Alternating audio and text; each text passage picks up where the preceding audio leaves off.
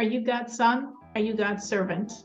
Join tonight and find out. All right, so we are in the middle of chapter 39, and we are discussing that every commandment has to have wings. Every time we serve God, it's metaphorically like a bird. A bird could be healthy without wings. A bird can live without wings, but it can't fly. So we can create commandments that are like wingless birds. If we do the commandment without the intent, we do the body of the action, but we don't have the feeling. And we said, well, that's sort of weird, because do I really serve God for no reason at all? Why would I do it? I mean, why am I doing what am I doing? Maybe it's habit, maybe, but still the core of my habit, I'm making a choice to serve God. Even if I pray without a lot of feeling or without any feeling, I'm making a choice to pray. I mean, nobody's forcing me to. Nobody knows if I am. I'm not reporting to anyone. Even if I'm not feeling very connected to God, when I give charity, I'm giving charity. I'm choosing to do that act, even if I don't feel any feeling in the act. Otherwise, why would I be doing this act? So therefore, the truth is, we do assume there's a certain latent intent, feeling for God, meaning for God, everything we do. For that very simple reason. If there was literally zero, like sometimes we might think it's zero, but if it was literally zero, what are you doing it for? And we said the only person that maybe is in that ground zero situation is someone who was trained in his childhood to do all these good things, and somehow his parents gave him the body of Judaism without giving him the soul. Like they really drilled it into him really well, all of these actions, to such a degree that he does them. And he wouldn't think not to. And of course he does them, but he literally has no feeling. It's literally just the habits of his childhood. But for the rest of the world, for everyone else, for people that at some point in their life made a choice to pray, to keep kosher, to dress modestly, to give charity, to keep the Sabbath, we made those choices. Even if now I'm not inspired and thinking of my love of God and my awe of God, that choice that I made is really at the core of whatever I'm doing today. Right now you came on to the class. That's amazing. You could be doing a lot of other things. Maybe you're not so inspired, maybe it's not, but you know at this time of this day, this is what you do. The reason why you do that is because at a certain point you made a choice. You want to connect. You want to learn more. You want to grow closer. And that's still the core within whatever you're doing now, even if you're not very tuned in and awake and inspired and happy with this and grateful and thrilled about it. You're just doing it. But within just doing it is that feeling, because that's why you made that choice. So that is what we're up to. And now we're going to continue along these lines. And this is really something the Rebbe is going to discuss at length in great detail as something really important for us to understand, that we really, really need feeling, intention for our commandments to fly, for our service to fly. And to a certain degree, we probably have some intention every time we serve. We are on page 106, 2, 4, 6, 8 lines from the top, last word of the line, behind it. So here we were saying, let's actually go back a line and a half, because we're not going to explain a statement of the Zohar, so we should reread that statement, which was the last thing we read last week. As it's written in Tikkunim, which is a section of the Zohar, Tikkunei Zohar, that without love of God and fear of God, lo farcha la'ela, your commandments cannot fly above, as we just explained. They can't elevate themselves. They can't ascend to be standing before God. Meaning to. Now, we're not saying here, the Rebbe says, you might think what the Zohar means is, if a person serves God, lo lishma. Lo lishma means not for God's sake. What do you mean serve God not for God's sake? Why would I be doing something not for God's sake? So the Rebbe explains. Well, when you're doing this mamash, when this is literally you're doing it not for God's sake, God forbid, what that means is you're serving not for God. You're serving for some personal self-feeding reason. Now, we don't mean here by self-feeding reason like when I give charity, I really feel good that I can help someone else. That's not what we mean. That's beautiful. That's a very good Jewish instinct. What we mean would be, if I'm studying God's Torah because I want everyone to be impressed and think I'm so great, I don't care, so to speak, God forbid, about God. I don't care about this Torah. But I do care that I get a lot of honor and respect. Or, for that matter, I'm studying Torah because I want to be a career rabbi. Because I want to get this position. It's going to give me honor. It's going to give me a salary. So I'm studying Torah for myself, for my own paycheck. Or I'm participating in this good cause solely only because I want people to think highly of me. Nothing about God at all. Irrelevant. I could be, so to speak, in any other group. Happens to be of a Jewish nature, but to me, it doesn't make a difference. As long as people think I'm great, as long as I'm getting honor, as long as I have a position, as long as it's self-serving, that's why I'm doing it. So such service is called lo lishma, not for God's sake. Because it's not for God's sake at all. God's got nothing to do with it. Meaning we have service that's called lishma, for the sake of God. We have service that's lo lishma, not for God. It's got nothing to do with God. And there's everything in between. The Rebbe here is clarifying that a person could think, what it says in the Zohar, that if you don't have love and fear of God, your commandments are not ascending above, they're not flying, they can't stand before God, it must mean someone serving not for God's sake, someone serving for their own personal motive, for their own personal benefit. So I should be honored, so I should have money, so I should have glory, so I should have a career, so whatever. For whatever reason, that service of God benefits you, not benefits you in a spiritual way.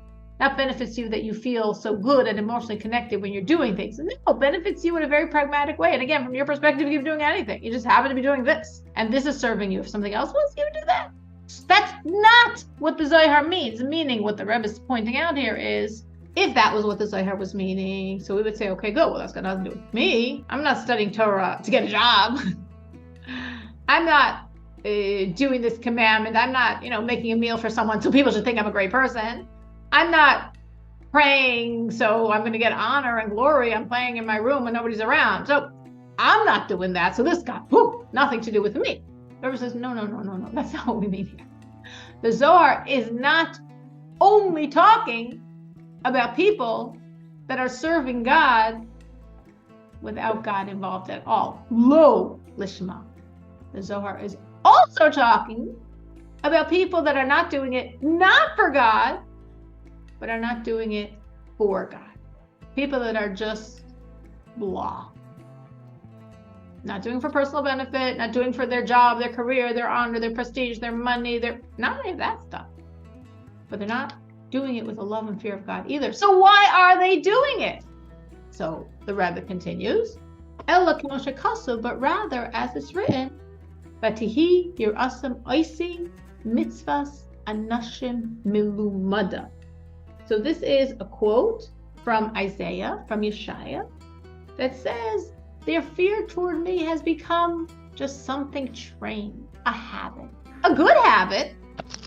It's great if serving God is your habit. I mean, far better than other habits we might have possessed. But at the same time, God's like, you're just serving me on automatic pilot. You're just serving me as a rote habit. You're not invested at all. It's like, did I say that blessing or not? I've got no clue because it's so completely mindless. That's that rote habit. Did I do that or not? I don't know. Did I pray the afternoon service or not? Do I have any clues? Is there a prayer book somewhere that I can think if I picked it up or put it down? It's such automatic pilot that you really don't know if you did it. That's just habit. And that's a problem because that's wingless. That's not going anywhere. Hirush, meaning to say, mechamas hergel, coming from habit. I'm just being accustomed to something. Shehurgo mikatnuso, that he was trained from his youth. Shehergilu vilimdu aviv v'rabo, his father, his teacher, in a sense, they did a good job. You could say his father did well. His teacher did well. They really habituated him to serving God. They trained him. They accustomed him. They made it part of his routine to do the commandments. That's a success story. But they trained him to fear God and to serve him. But he's doing it without a sense of God. Because if he's really doing it with a sense of God, for God, he needs to at least arouse his natural love and fear on some level. At least, as we said, the bottom line is to take this natural fear and love and at least get it into his mind, that he's aware of the love and fear that he has buried somewhere in the recesses of his heart.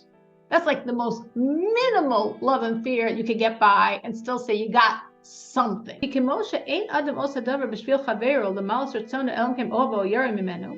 the same way a person doesn't do something for someone else unless there's a reason. Unless you love them, you fear them, you might be working for them. We'll put that under the fear category.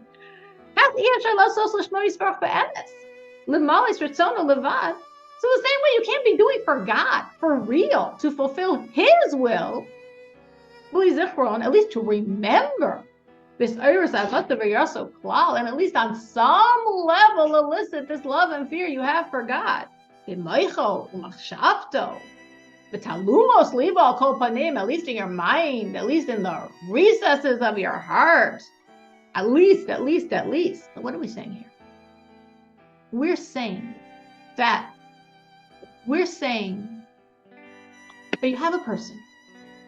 Most of us don't have this problem because everyone here, I think, made a choice as an adult to serve God. Everyone in this class tonight made a choice as an adult to serve God. So none of you have this fear. And the truth is, probably, I think, the majority, or at least probably 50%, I don't know, maybe not, but I think about 50% of Jews that are today serving God at some point in their life made that choice. That's what it feels like when I teach a class. I think every woman on it, or for sure the majority of the women on it, at some point in their adult life made a choice. If I'm teaching a group of students, most of their parents at some point made a choice, but maybe just my population is skewed, so I'm not reflecting the reality. I don't know. But a lot of Jews today that are serving God at some point in their life made a choice. And they were saying, if at some point in your life you made a choice, forever your service of God is for him. Even when you are spaced out, not a good situation, but on some level your service of God. But if you didn't make this choice as an adult and you were raised with Judaism, which is of course a wonderful thing to be raised with Judaism, then you could have a problem. Because if you were raised with Judaism, it's possible your parents succeeded and not. The success story is they really trained you well, and as an adult, you're 30, you're 40, you're 50, you're 60, and you're still doing the good habits you acquired as a child. That is a big credit to your parents. The downside is they didn't give you the feeling. They didn't give you the relationship with God. God wasn't real. The habits of Judaism are real. So in such a situation when God's not real, but the habits of Judaism are real, then you could have a situation, you could have a person who's has a lot of mechanical rote Judaism, is doing a lot of things, and doesn't connect it to God. He's making a lot of wingless birds. He's making a lot of birds that aren't flying anywhere because they're stuck, they're earthbound, they literally have no wings. So in the category of people creating wingless birds of their service, we have basically, we're saying two types. We have people that are serving God for their own personal benefit. Like we said, someone doing it for money, for power, for a job. All of that, a bunch of wingless birds, not going anywhere. And we have people who were very well trained as children, are still keeping up the habits of their youth, and have no connection to God. No sense of God. They weren't given a sense of God. They were given a lot of good habits. They're doing the good habits, which is good, but without thinking about God at all, which is not good. they're creating a lot of wingless birds. So those two groups of people are creating wingless birds. The rest of us, our birds have some wings. Because even if at this moment you are not really conscious of your relationship with God, you're tired, you're drained, we know the list. If all that's happening, still, you made a choice at some point to serve God. And because of your choice, you're doing what you're doing now today.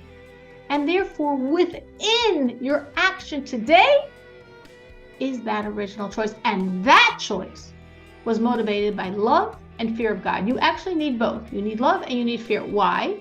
Because if you've only got one wing. So hopefully, when you made that choice as an adult to serve God, you both felt a love for Him, a desire to connect to Him, and you felt a fear, a nullification, a submission, an awe, a desire to be nullified to Him. And those are the two wings that even now, if it's years later, and maybe you're drained, and maybe you're tense, and maybe you're depleted, but you're still doing what you did because of that choice. And since you're doing what you did because of that choice, there's some type of wing, there's something that's still connected to this action. Now, the Rebbe reminded us of what we said before, which was there's many levels of service of God. There's creating a love and fear. Whoa, you went to the top of your chart. There's eliciting the natural love and fear. Okay, that's good. That's good. You have a strong love and fear. God gave it to you. God embedded it in your soul. You're feeling it. We're good. And then there's remembering at least that you have this love and fear that you currently don't feel. You currently don't feel it. That's the truth. You're not in a very emotional space. That's the truth. But in your mind, you're aware of it. I'm conscious. I'm doing this because I love and fear God. Right now, I don't feel that I love and fear God. Right now, I'm a little too tired to be feeling actually much of anything. But there's a reason why I'm doing this. And I do know it's because of a love and fear that I have buried in my soul and buried in my heart, but I don't feel it right now. But I know about it. And that's getting me to do it. That's the weakest wings around. Very little schwach, not very functional, but still functional enough. Still lifts up your service from planet Earth to some spiritual dimension. And that's also good.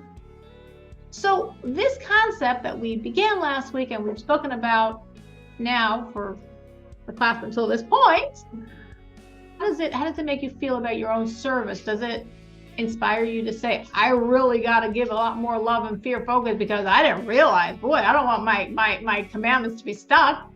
Or is it a sense of reassurance like, hey, all right, well, I did make a choice as an adult, so I guess I'll always be kosher. I'll always have some type of wings. That's pretty good. Or anything else? How are you responding to this? How does this make you reflect on your own service? Hi, it's Lisa.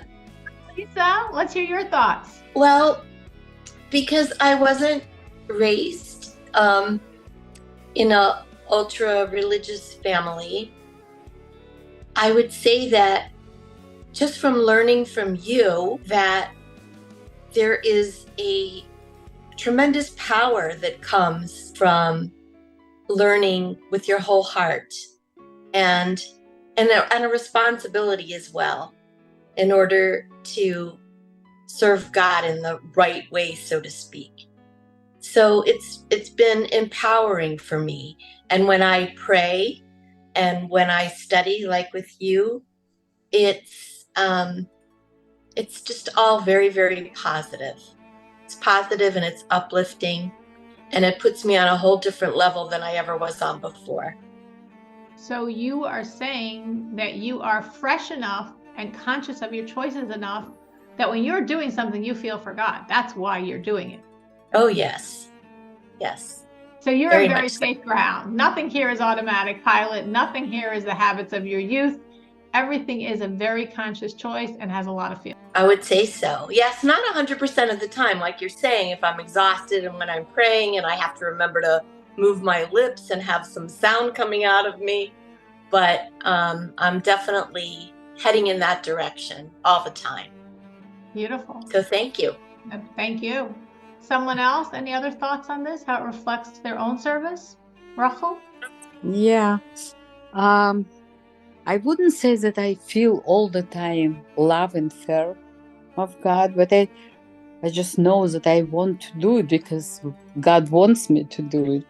That's a wonderful statement. So Rachel said, do I call it love? Do I call it fear? I want to do it because I know God wants me to do it.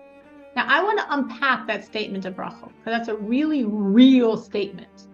God wants me to do it. So what I would say is implicit in God wants me to do it, you've got love and fear. God wants me to do it. So who cares that God wants me to do it? So what? What's my problem? Well, I have a nullification to God. I have some level of awe, of fear, of reverence, of respect, whatever word you want to call it. If he wants me to do it, I'm going to do it. That's an expression of nullification to God. Even if you're, and I think what Rachel's saying is excellent, because I'm not feeling fear, but he wants me to do it, and that's why I want to do it. That's nullification. But at the same time, as Rachel's expressing it, I think it's also a lot of love. He wants me to do it. He wants me to do it. I'm going to do it. Why? If you love someone, you want to do what they want you to do. So even though, and I take it as a truthful statement that Rachel's not feeling love, feeling fear, but she is. It's encoded. It's embedded in, this is what you want me to do. If this is what you want me to do, I'm in. This is what I want to do. I really think that actually is love and fear. Now I feel better. I meant that very truthfully. I think that's true. I think that's very true. Someone else's reflection on how this relates to them, I can make you feel better too. You never know what you'll tell me. I think for myself, the more I learn Hasidus, the more real God is. And the more real God is, the more it just becomes your reality. God is so reality. God is so what this world is to you that you just want to connect. You just want that opportunity. And things do feel like opportunities. And then if it's an opportunity, again, even if you're not phrasing it like, I love you, God, so much, and I'm doing this, and I'm so nullified to you, and that's why I'm doing it. But if I'm thinking, this is what he wants, I have another opportunity to talk to him, opportunity to serve him, opportunity to connect to him, embedded in that is, I love him, and that's what I want. That's why I want to connect. That's why I want to serve him. That's why I want to be with him. And I'm nullified to him. And that's why I want to be in connoissance with his will. So even if we don't always give ourselves the credit of love and fear, those might seem like very big words and very big emotions. And sometimes, of course, we feel those big emotions. But sometimes in the course of a regular day, we don't. Or they come and they go. But even when they go, when we're feeling a need to connect, a need to serve, a need to draw God into our world, those are really all expressions of our love and fear of God. And again, since everyone here as an adult made a choice, is serving God because of their choice, that love and fear is very strong, very strong. But again, I don't want to knock people that were raised religious. I was raised religious, but I also made choices, even though I was raised religious. But at a certain point, for most of us, we make choices to continue or discard how we were raised. So if someone here is watching and was raised religious, I don't want them to feel like they're chopped liver. No, it's good to be raised religious also. And hopefully you were raised religious and your parents gave you a sense and awareness and love and fear of God. So you got it all. But in any case, probably you made a choice at some point to commit to God, to lead a life for God, to be ignited in your passion for God, to continue to serve him or not. And thank God you made a good choice. All right, so continuing. Now we are, about 8 lines from the bottom of page 106. Now, as I just mentioned, so we said hierarchy, create a love and fear, amazing. Next, pretty good. Arouse your natural love and fear embedded in your soul. You're a Jew, embedded in your soul is love and fear. Pull it out. Great work. Not so good, but still a pass. Mentally be focused that in your heart you have a love and fear that you're not so feeling, but you know exists, and it's compelling you to do the right thing. All right, we'll give it to you. Now that I was saying, but remember, we're talking about love and fear. Why do we have to insist that you have both? A person could say, listen, either one creates lishma. Remember that term meaning for God's sake. If I love you, God, what's my sense? I want to give to you. I want to be with you. If you love someone, you want to give to them. That's actually the etymology of the Hebrew word for love. Ahava, love, is in its root word hav, which means to give. Because loving expresses itself naturally in wanting to give to the other person. And if you love someone, you want to be with them. So if I love you, God, I want to give to you, I want to be with you. How do I give to God? How am I with God? Well, thankfully the same way, by serving him.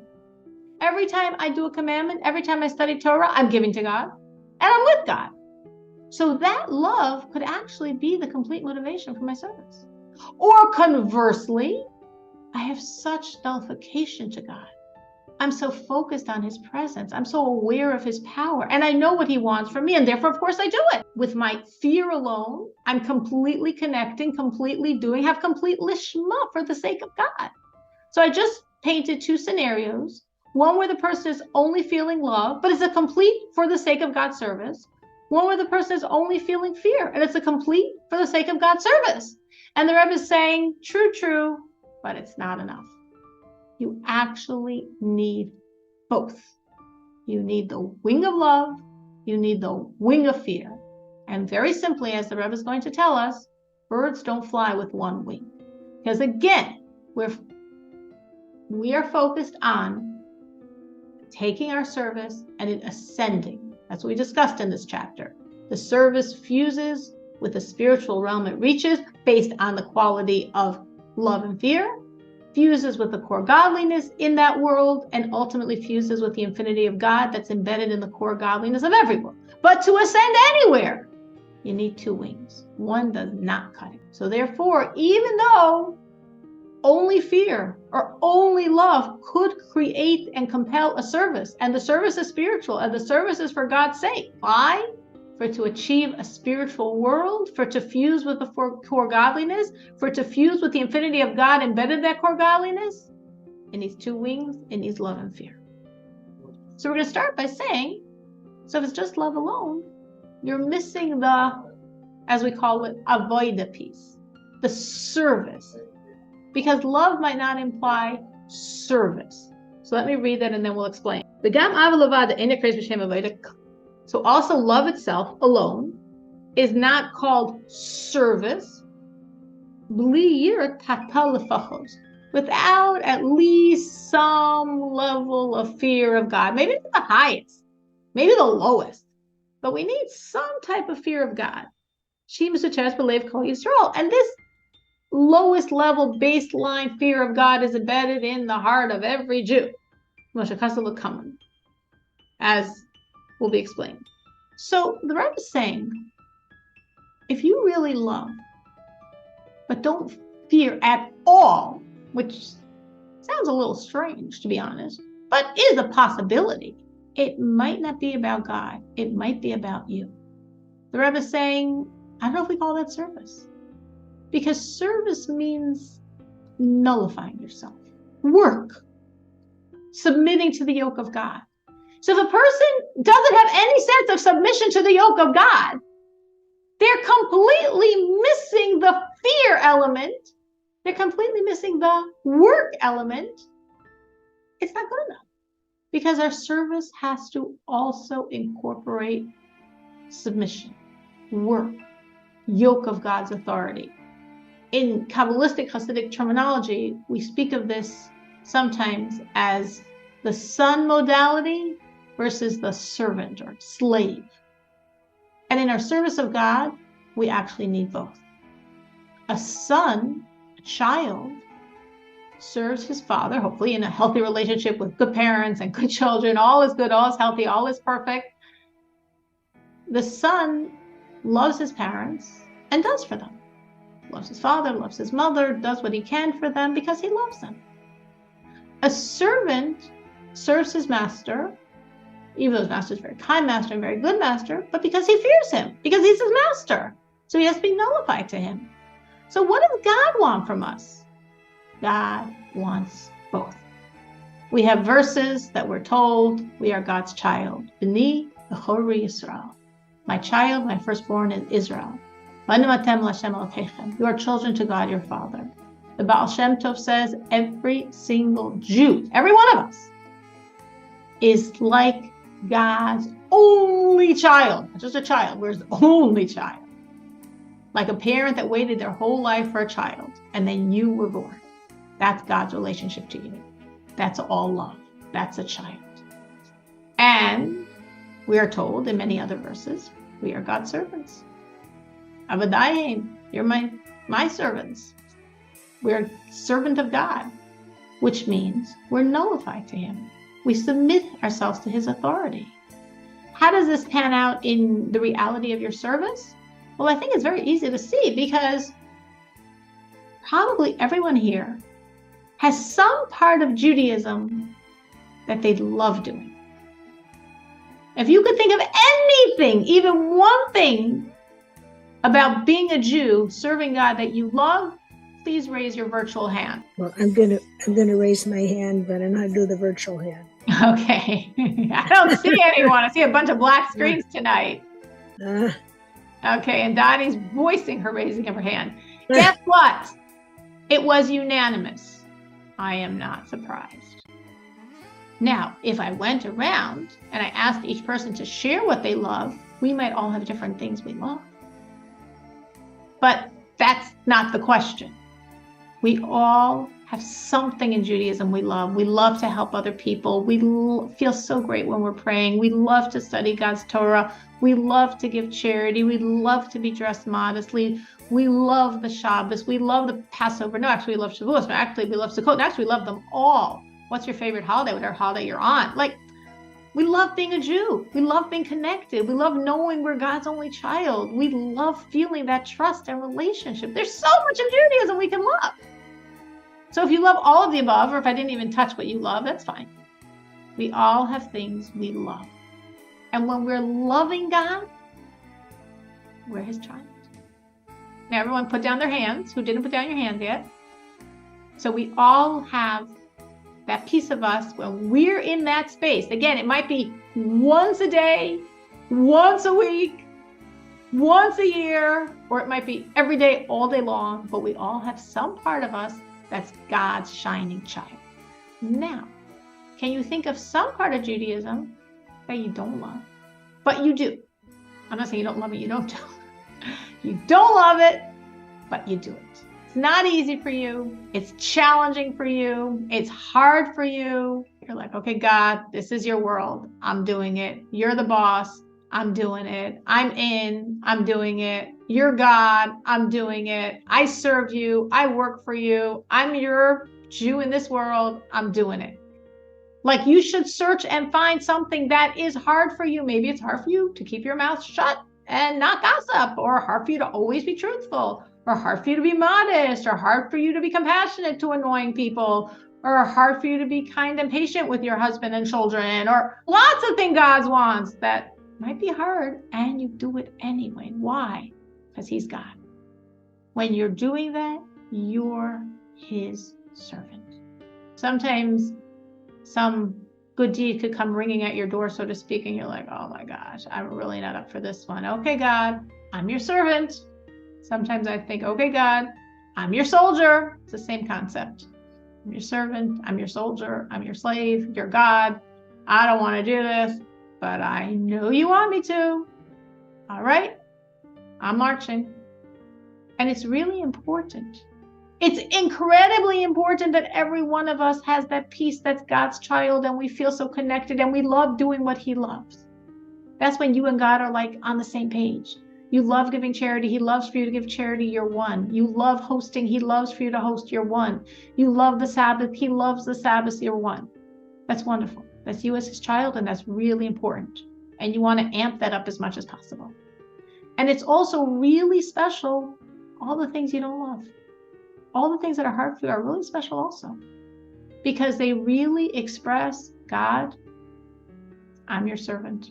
I'm your slave. I'm your soldier. You're God. I'm serving you. That's it. You're the reality, nothing else. And if you truly can't find anything in your life that's like that, I'm glad you attended tonight, because it's good to have that part of your service as well. God wants you to be serving him, also the parts that you don't especially enjoy. And again, just like in loving, in fearing, every one of us might have something else that's hard for us, that's difficult, that we're only doing because he wants, because otherwise we don't really want. But that's good. That's not bad. He doesn't only want you to be his child. He also wants you to be his servant. So every one of us truly has parts of Judaism that are going to be challenging for us, that we're going to be the servant. We're going to be the soldier. We're doing it because it's your will. That's the first reason why we're doing it, and that's the final reason why we're doing it. And that's very good in our service. It's almost like gifting God with your strength, gifting God with your weakness. You're gifting God with your strength when you love what he wants. It's your strength. You're shining in this area. You love doing favors for people. You're shining in it. You're gifting God with your strength, with your beauty. And you're gifting God with your weakness. If it's really hard for you to do favors for people and you really don't enjoy it and you really feel annoyed and you really feel put upon and you push yourself and you do it, you're gifting God with your weakness. You're beautifying God with your weakness. And both are points of beauty. Both are deep parts of our relationship with God. And that's what's expressed actually in every commandment, in the love wing and in the fear wing, in the child modality, in the slave modality, in the I'm with you in this, God, I love it, in the it's really hard for me, but I'm doing it anyway.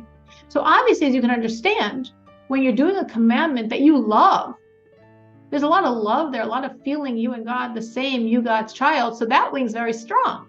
But you also have to make sure you're doing it because God wants it. And when you're doing something that's really hard for you, and you really, I'm only doing this because God's asking, that fear wing, that nullification wing is very strong. But you've got to make sure there's also the love, the feeling, the joy that you're connecting, the knowledge that you're giving God a very big gift when you do something that you really don't want to do, but he wants. And you could be feel very good in the beautiful gift you're giving God. So there's a lot of love within your fear.